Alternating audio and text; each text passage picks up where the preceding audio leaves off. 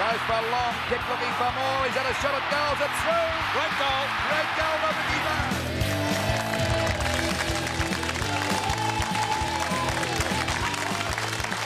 Welcome back, you mob. It's an absolute delight now to introduce a former Collingwood star who made a huge impact, wearing number 43 in his debut season after being recruited from South Warrnambool. Please welcome Ricky Barham.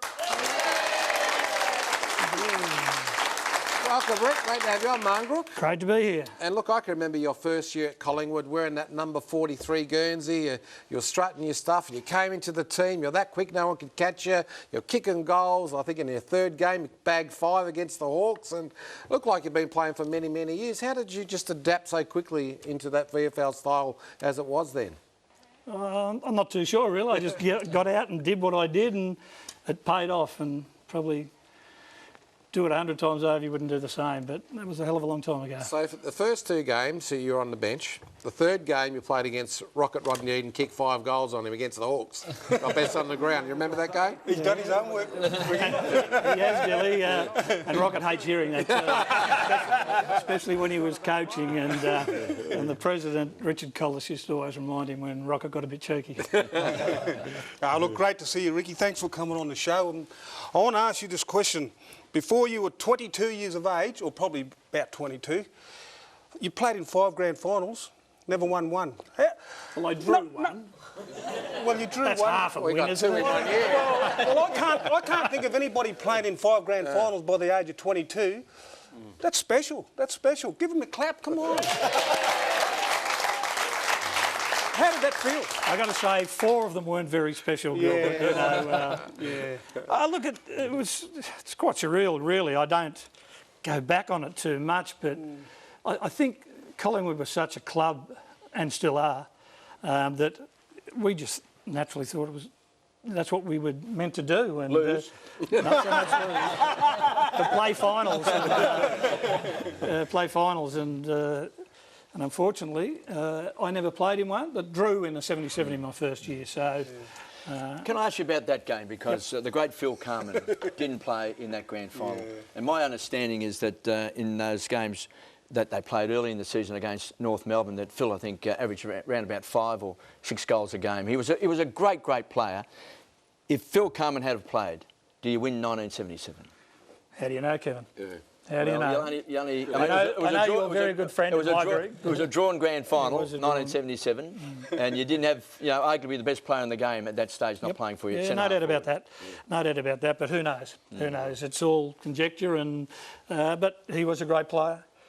He wouldn't have hurt our cause, but it didn't happen, and so we move on, Kev. Ricky, we've seen in the first couple of clips there wearing high number 40s, and then in the later clips number 1.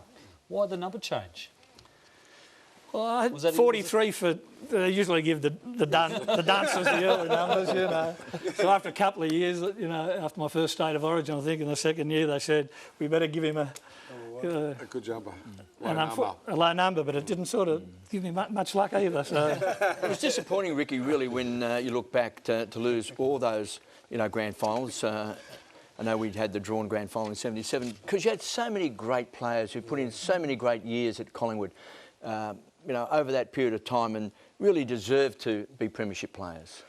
I wholeheartedly agree with you there, Kevin, but unfortunately it wasn't to be, and they're so hard to win. They are so hard to win, and a few of the boys here have won them, and that's what makes our game so good. But unfortunately we didn't, but it still doesn't take away the times I had there and we had there, and I wouldn't change them for the world. I'd change the outcomes of the games, but the players though, and the time we had there under the great Tommy Hafey were just wonderful, wonderful times, and it was a golden era of footy.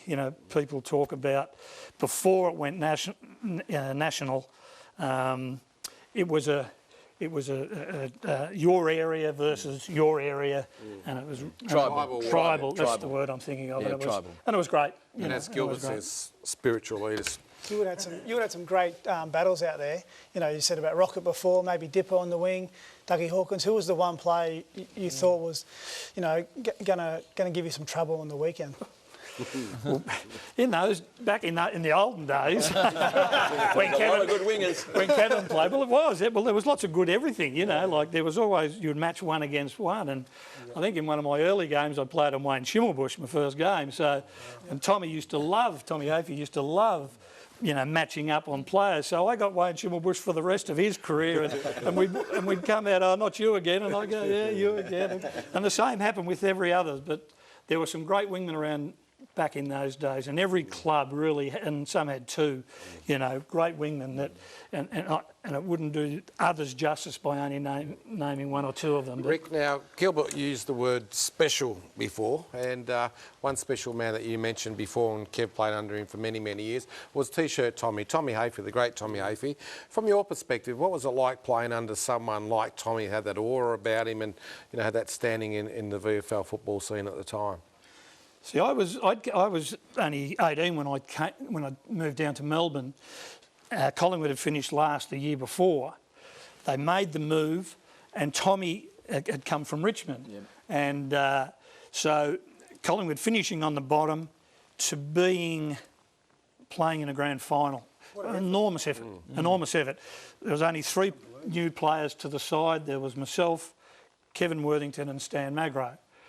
We'd like to say it was our daily ask. Well, you can now. You can.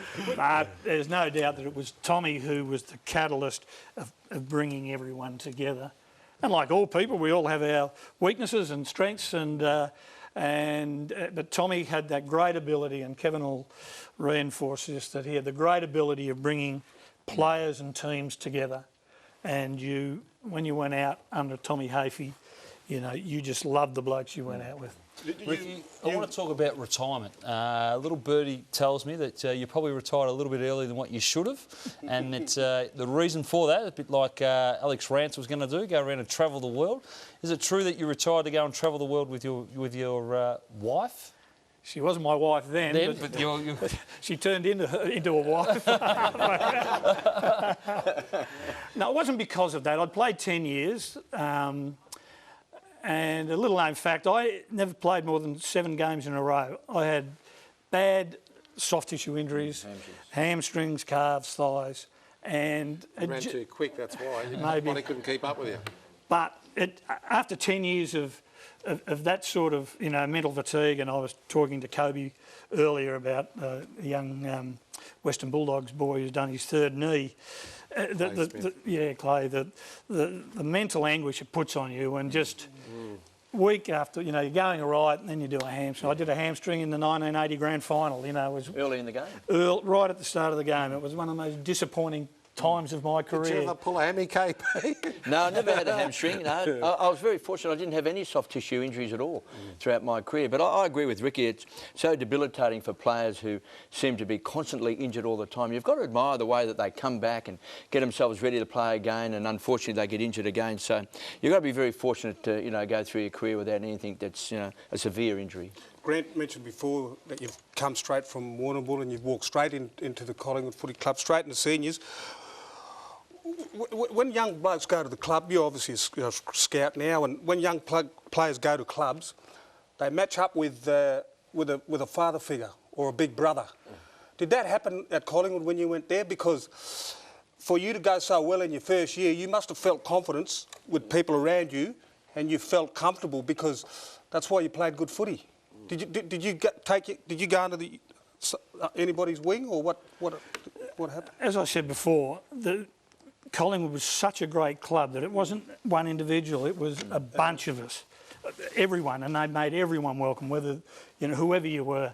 And we'd go out, and the wives used to go off their nuts because after a Sunday morning training, we're not sure what time we'd get home, but they'd do the ring around, and no one's husband was home. They were all out somewhere, and that was the great part about Collingwood. We were so close as a team and so close as a group, and that's probably why we were such a good team through those, late 70s, early 80s. All right, well, let's just hold it there for the time being, Rick. Let's have a look at the next game, Gilbert. Fremantle taking on Collingwood at Subiaco on Thursday night at 8:10 p.m. So it'll be a good game, this one, Gillian. 2 wins for Fremantle. Yes, there is. De Boer's back in, and Main's back in as well, so good to see him back there. Out, Mazungu's out, and tapping us out for the mighty Pies. Blair's back in. They need some goals. Kennedy's in minute, but Trav Barco, he's having a great year for the Maggies. 150 special games. Well done, brother. Now, Chris, both sides had a spell last weekend, so this should be a beauty, this game between these two clubs. And there's lots of talk about the Pies playing nobody, so this is a real big test for Collingwood now to put up or shut up, basically. Nah,